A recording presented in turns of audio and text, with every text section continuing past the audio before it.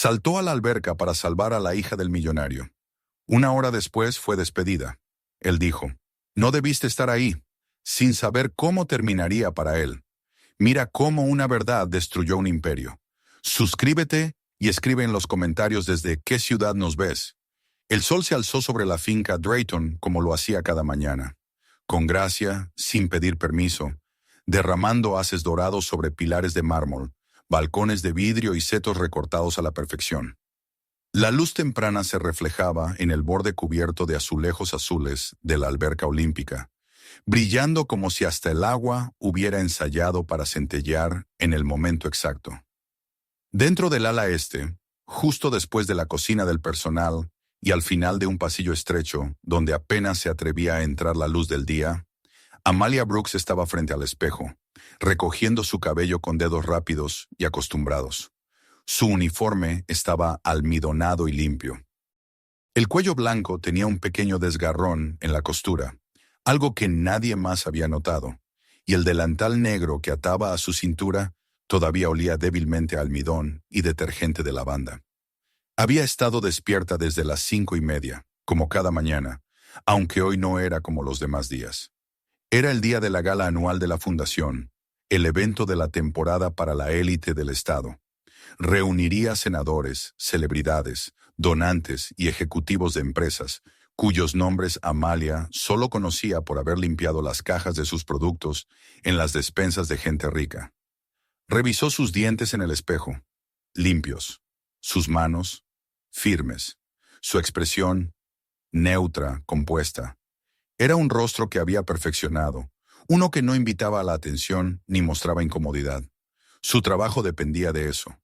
Pasar desapercibida, guardar silencio, ser invisible en aquella casa de vidrio y oro donde no pertenecía.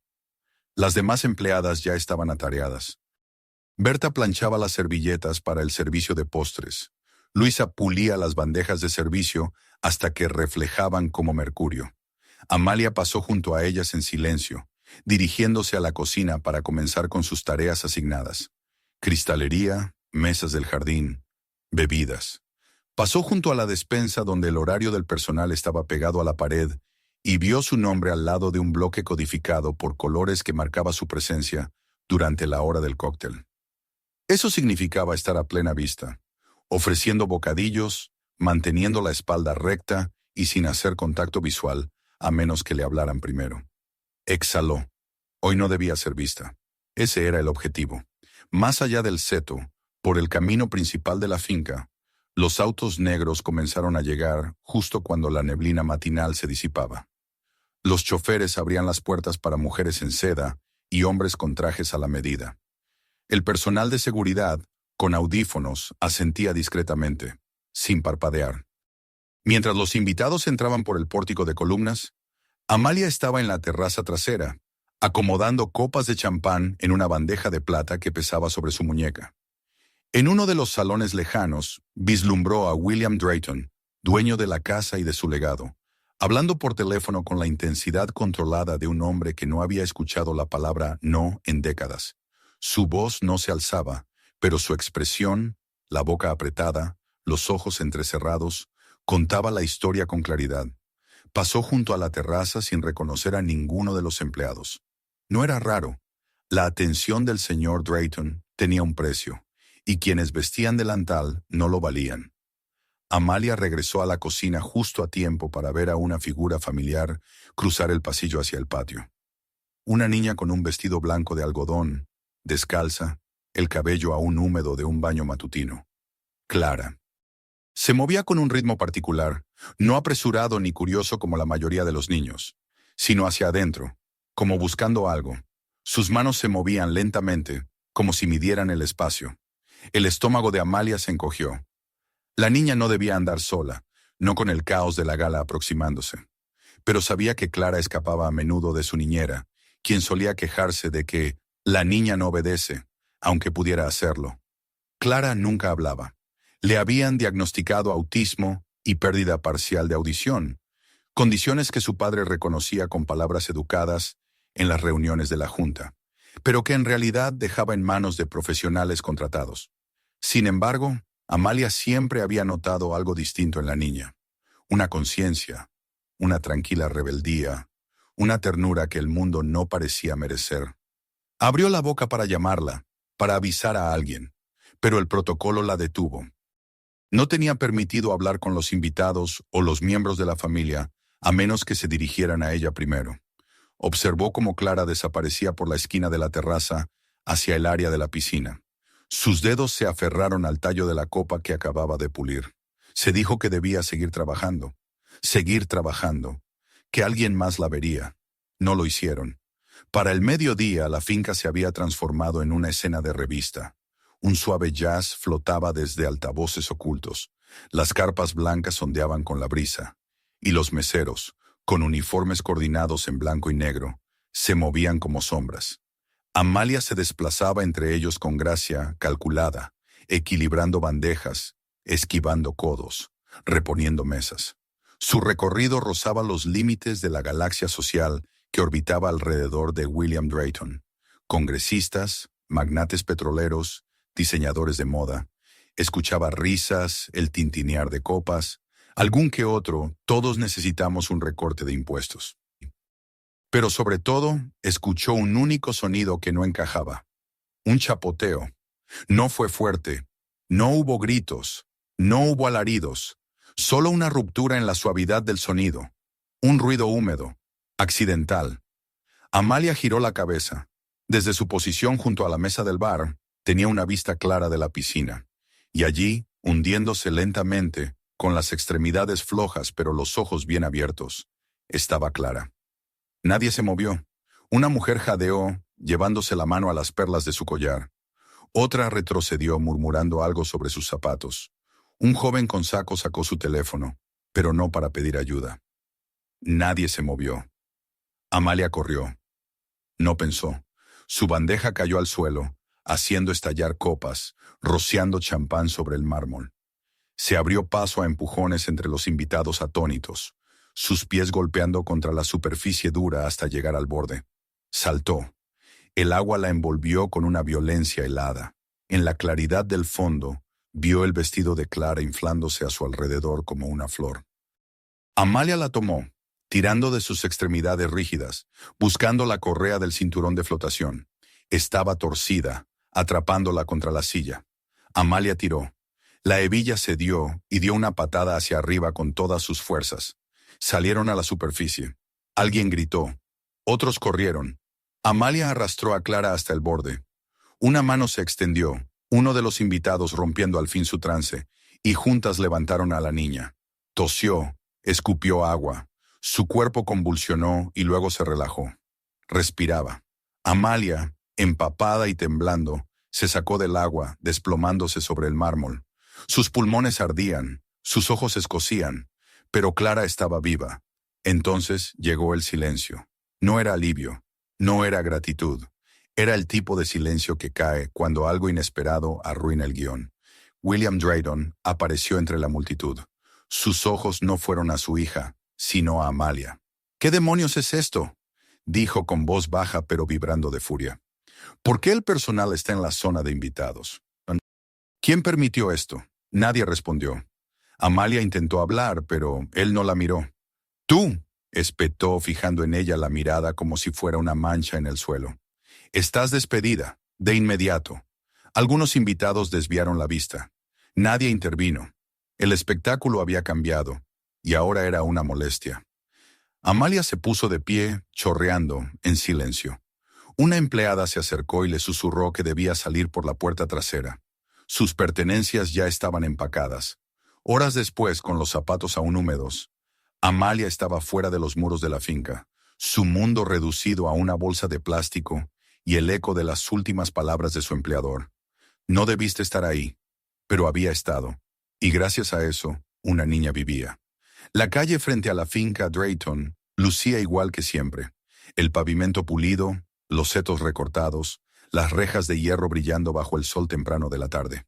Pero para Amalia Brooks, el mundo había cambiado. La alberca de mármol, los pasillos dorados, las ventanas imponentes, ya no formaban parte de su vida. Sus zapatos chirriaban a cada paso, empapados, mientras se alejaba del único empleo que había mantenido a flote a su familia.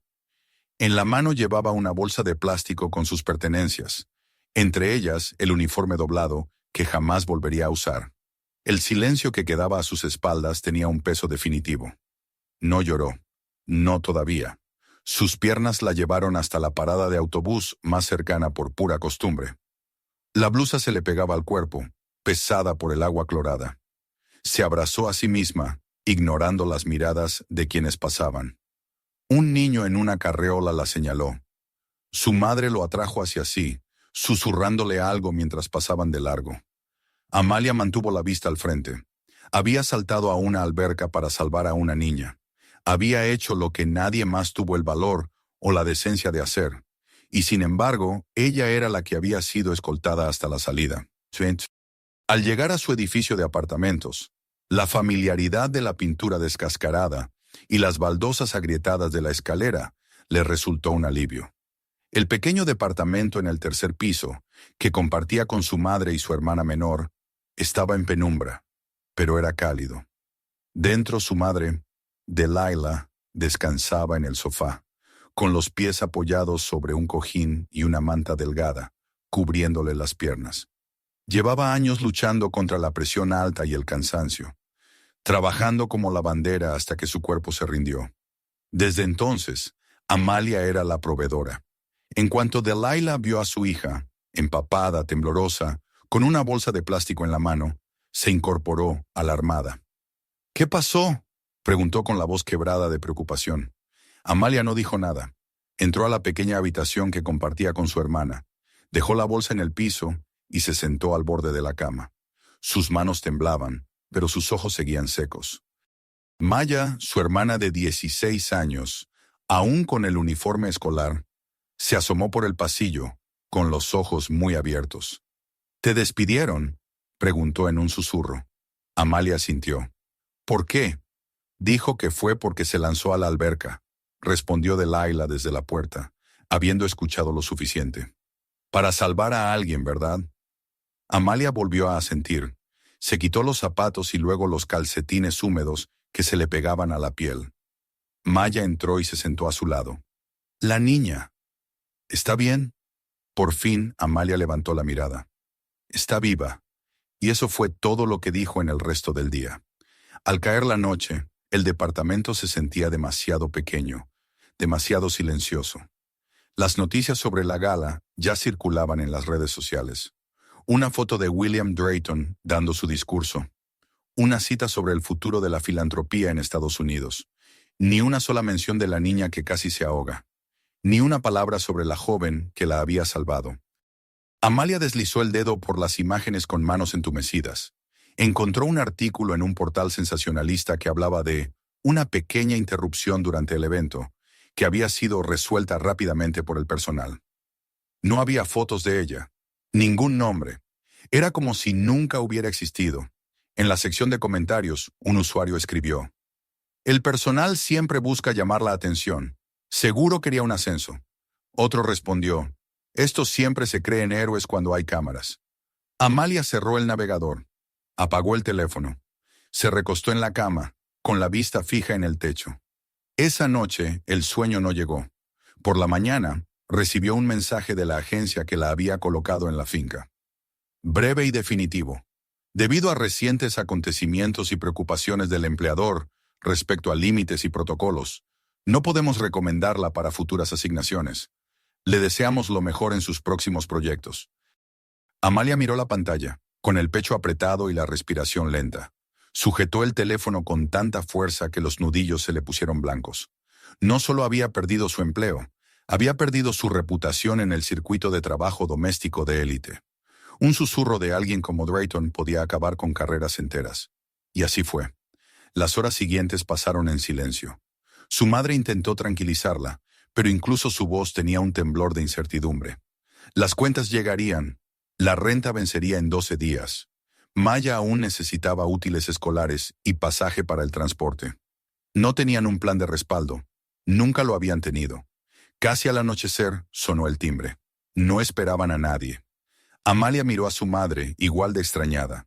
Abrió la puerta con cautela. Una mujer estaba allí, alta, con el cabello oscuro y mechones plateados recogidos en un moño suelto.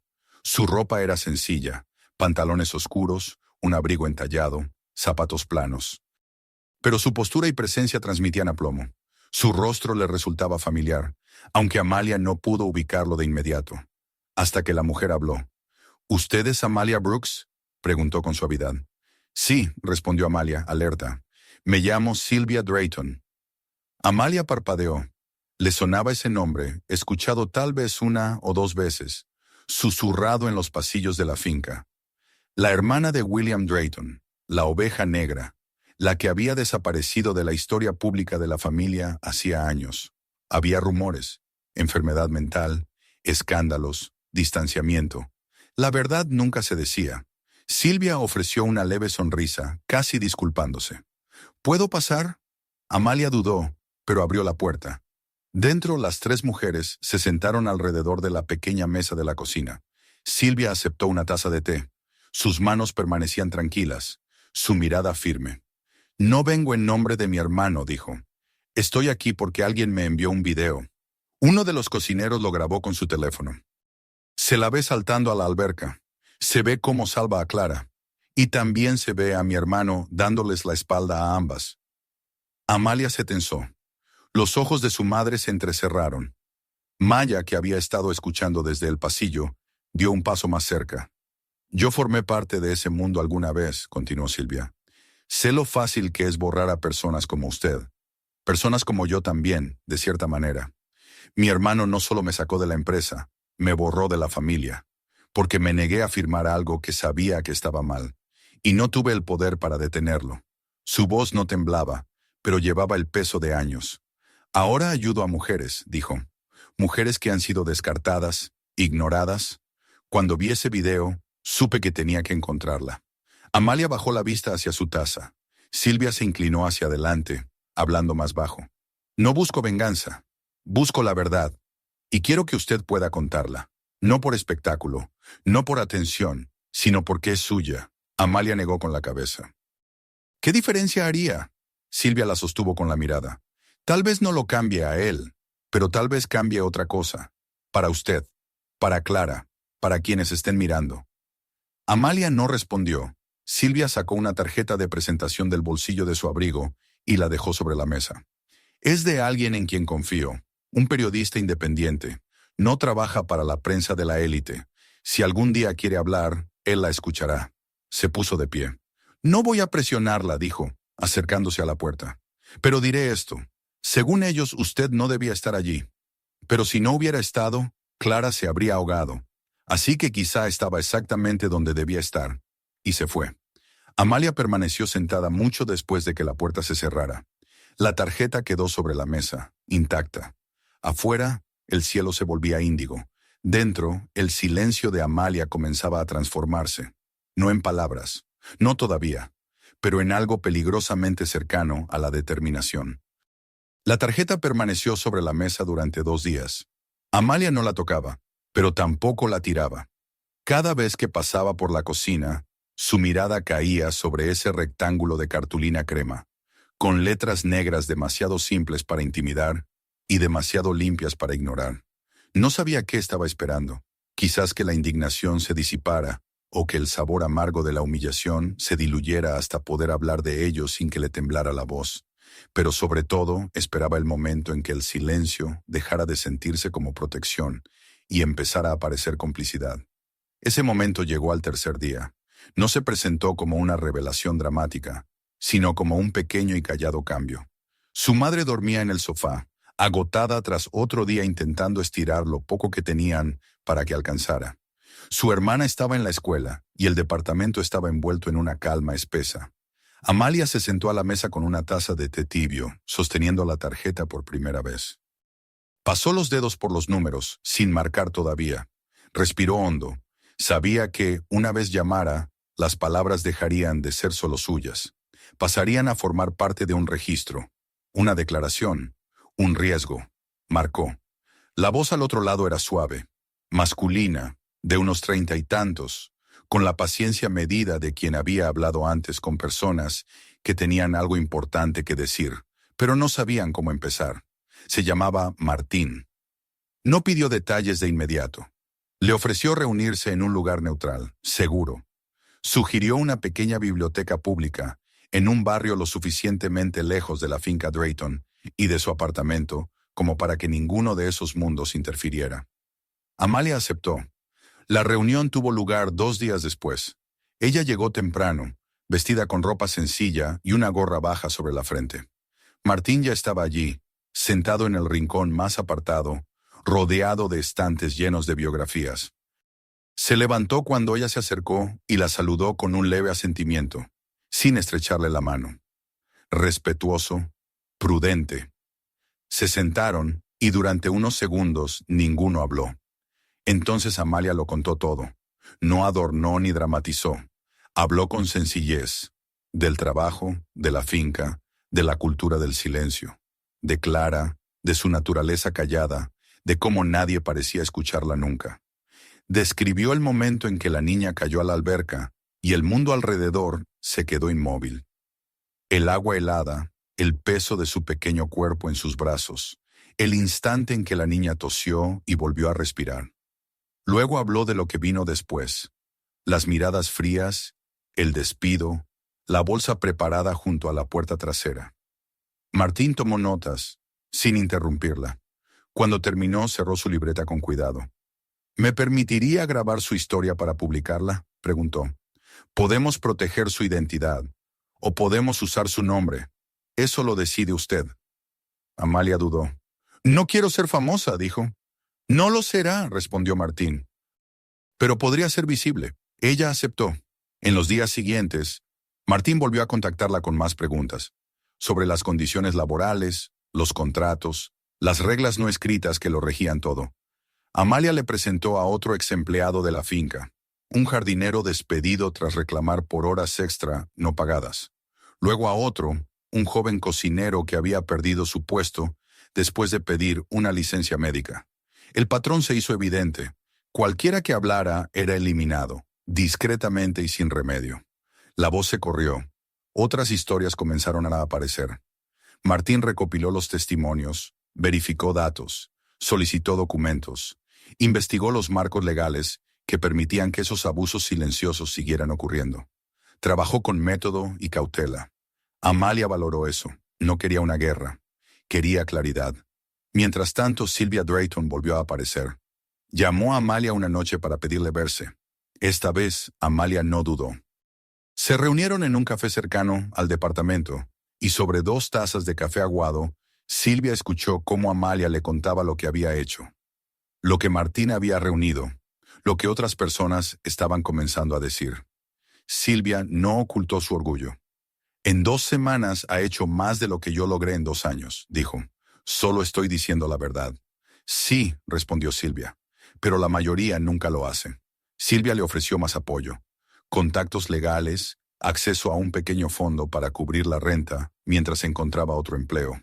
Una red de personas que alguna vez vivieron detrás de la cortina de terciopelo y que ahora usaban ese conocimiento para correrla. Amalia aceptó la ayuda con cautela, sin bajar la guardia, pero ya no se sentía sola. Clara seguía presente en su mente. No la había visto desde aquel día. No sabía cómo estaba ni si recordaba lo ocurrido. Una mañana llegó una carta al departamento. No había remitente.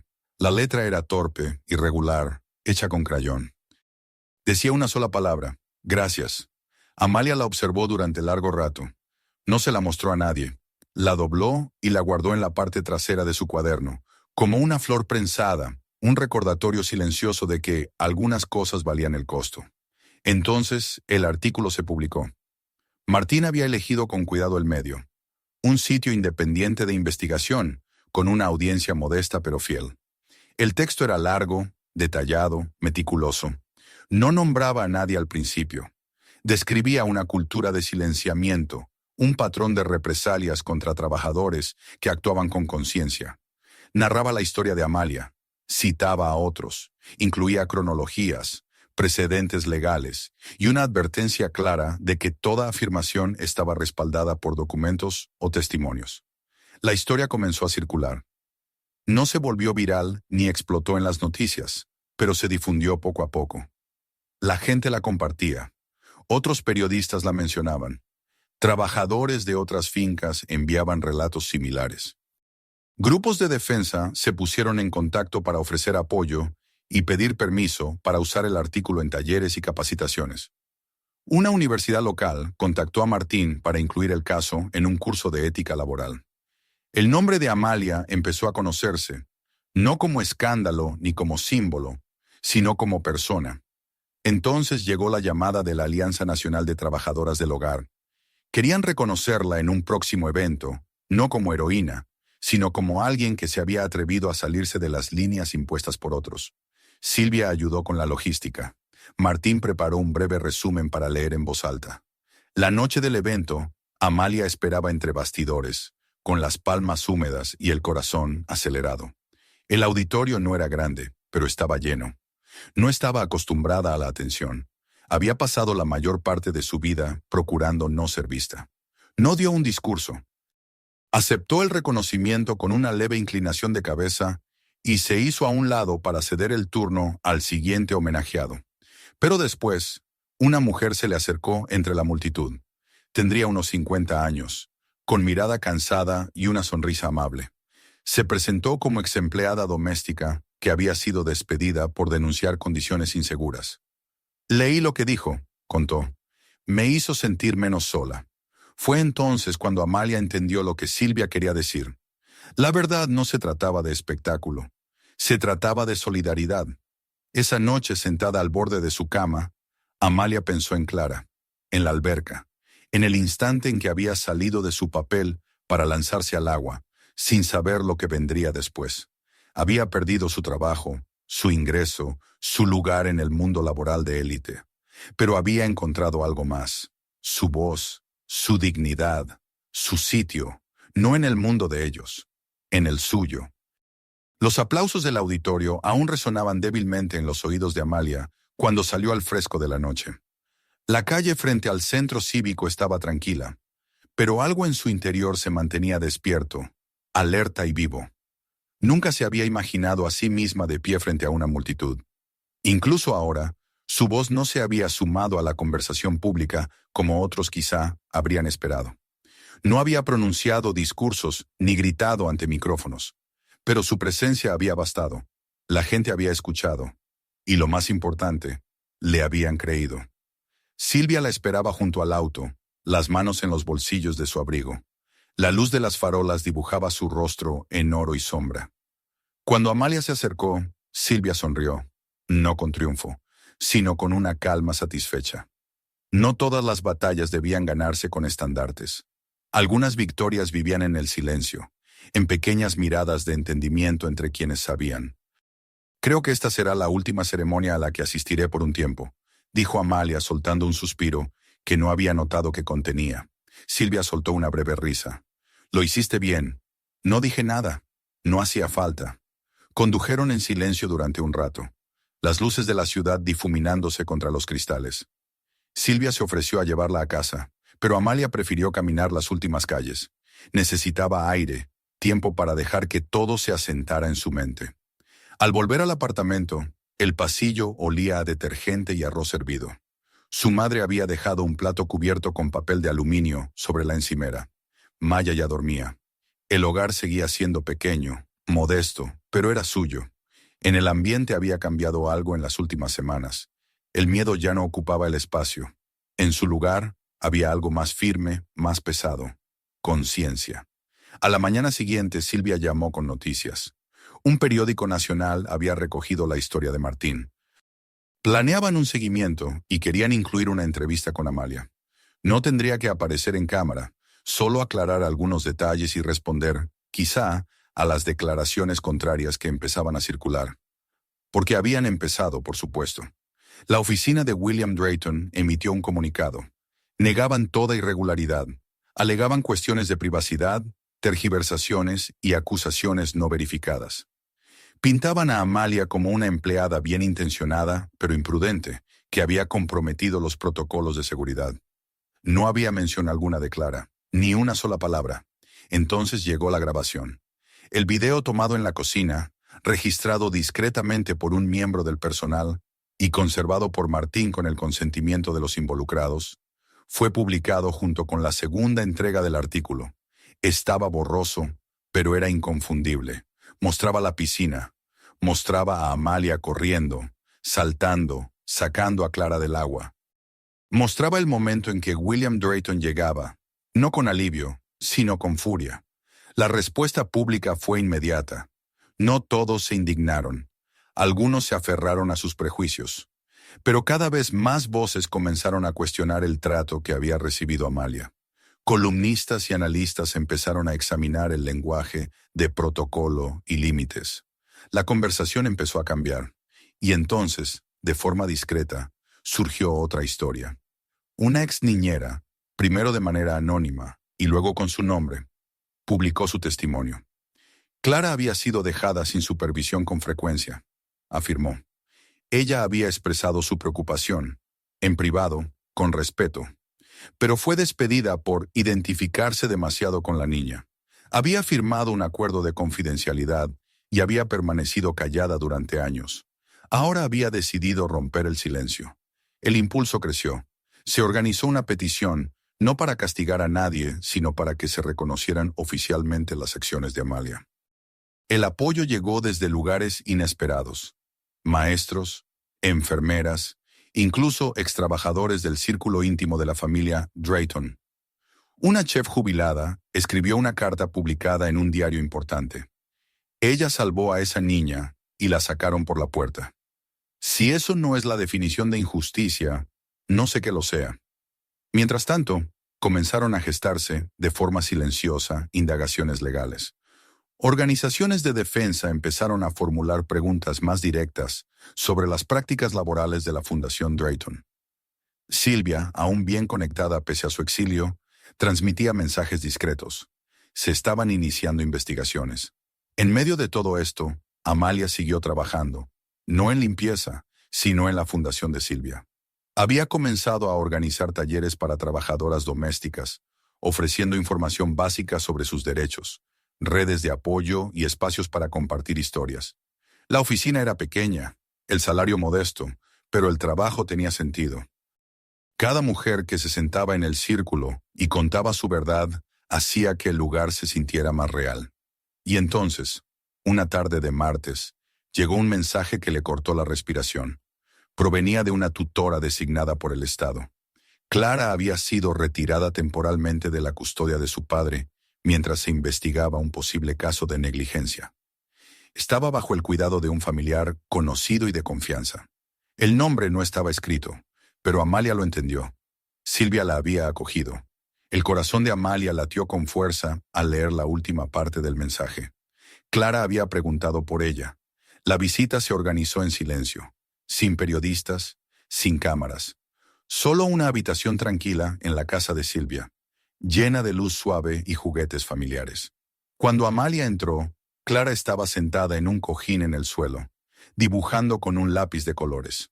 Alzó la vista y sus ojos se abrieron en un reconocimiento instantáneo. Luego sonrió, no solo con la boca, sino con todo el rostro. Amalia se arrodilló a su lado. Ninguna de las dos habló. No hacía falta. Desde ese día, Amalia la visitó con regularidad. A veces jugaban con formas o rompecabezas. A veces solo se quedaban juntas. Clara se volvió más expresiva, más segura. Una tarde tomó un crayón y escribió una frase completa con letras grandes. «Quiero volver a nadar». Amalia sintió lágrimas detrás de los ojos. No eran de tristeza, sino de algo más profundo. Alivio, quizá esperanza.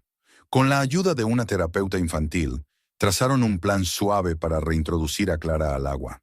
Al principio, solo mojaba los pies en una tina. Luego caminaban junto a una piscina pública. Eventualmente, habría más. Amalia no tenía prisa. Ahora tenían tiempo. Mientras tanto, la fundación de Silvia creció. Más mujeres se presentaron, no solo de la finca Drayton, sino de otros lugares, otros nombres. El sitio web añadió una sección llamada Historias Silenciosas, donde se publicaban relatos, algunos con nombres, otros anónimos. Cada uno era un testimonio. Una noche, revisando borradores para el sitio, Silvia comentó: «Podríamos llamar a esta serie Decir los nombres en voz alta». Amalia la miró por un largo momento y luego asintió. Sí, hagámoslo.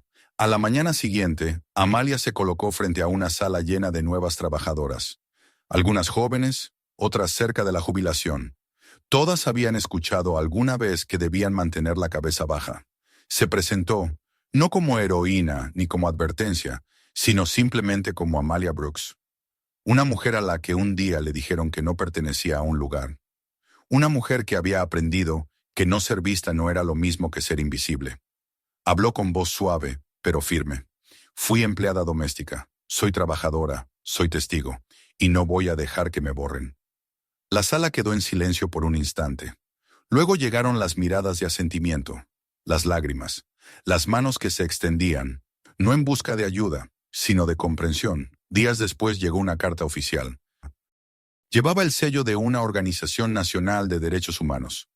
Invitaban a Amalia a formar parte de un comité asesor de políticas sobre estándares laborales para trabajadoras domésticas. Silvia rió al leerla en voz alta. ¿Vas a cambiar leyes ahora? Amalia sonrió. Quizás solo unas cuantas. Ese fin de semana, Amalia caminó hasta el lago en las afueras de la ciudad. El agua estaba quieta, reflejando el cielo como un espejo. Se sentó en una banca, las manos entrelazadas, observando cómo la superficie se ondulaba con el viento. Recordó el día en que se lanzó a la alberca, el frío, el peso, el silencio. Recordó las palabras que escuchó mientras la escoltaban fuera. No debiste estar ahí. Ahora las dijo en voz alta. No con ira, sino con claridad. Estuve ahí. Y luego, por primera vez, añadió algo más verdadero, profundo e inquebrantable. Y pertenecía. Si esta historia te conmovió, no olvides suscribirte para más narrativas poderosas. Mira el próximo video para descubrir otro viaje inolvidable. Y por favor, comparte este con alguien que necesite escucharlo.